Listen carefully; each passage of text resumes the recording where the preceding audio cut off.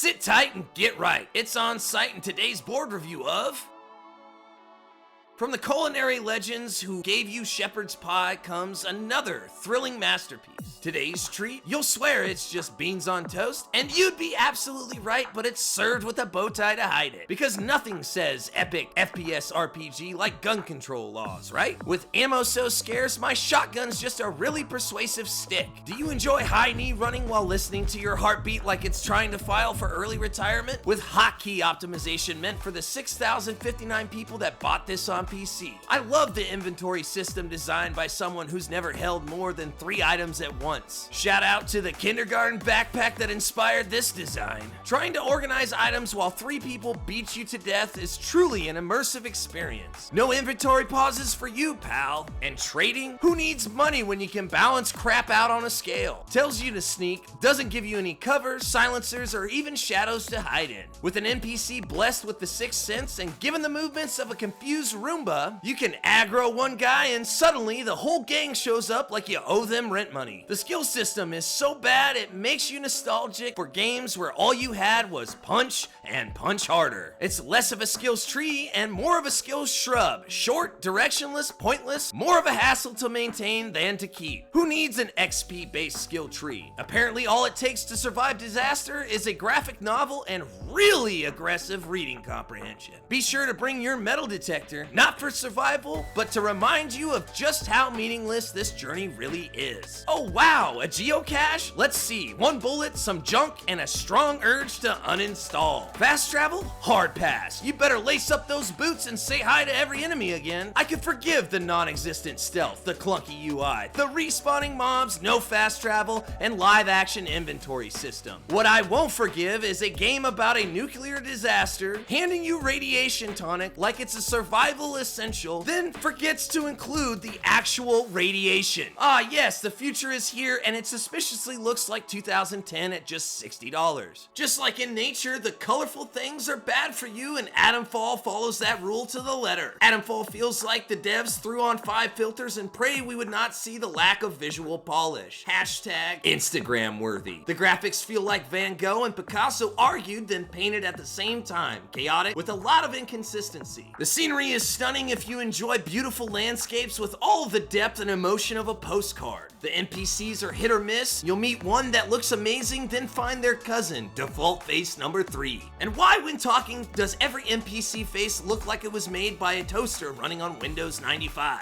The enemies are so rough, it seems Unreal 3 rose from the grave to say, I got one more in me. Woke up in a bunker with no memory, greeted by a guy dressed like he's on break from Chernobyl. Now I'm on a fetch quest because apparently I'm the chosen one. But hey, let's help strangers with side quests instead of asking literally anyone, who am I?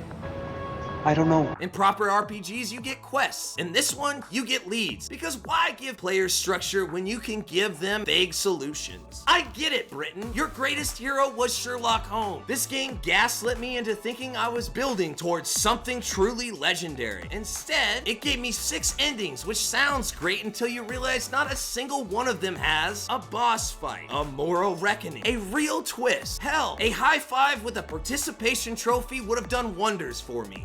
Your 6 endings are tech support sends you to the gas chambers. Make the crazy cat lady the next mad scientist and be her Igor. A Scottish scientist with blonde hair and glowing blue eyes that thinks chemical warfare is for the greater good. A crazy Russian chick you know is bad for you, but hey, we all love baddies because we can change them too, right? Spread military democracy and hit the new button like you're trying to clear your browser history. And finally, fertilize Mother Earth, become one with the dirt. No, really, that's it. You know what the final boss of AtomFall really is? Regret. And that stays with you until the day you die. I thought Game of Thrones had the worst ending of all time, and then came AtomFall and Rebellion Studios. Any RPG should have epic music for any climactic moment. There are stunning ambient sounds of birds, flies, fungus, machines, and other things. Even though this game came with a digital soundtrack, The only way to hear it is by passing radios and gramophone. That is more scarce than the content in this game. NPCs occasionally whistle, not as a feature in the game, but because they're so damn bored of this lackluster world. If you live for a game with good tracks, go ahead and skip this one. Want to hide a bad game? Easy solution. Make it free on Game Pass. You can pay $60 to $70 for the game, or you can light your money on fire and have a warmer, more fulfilling experience. The replayability in AtomFall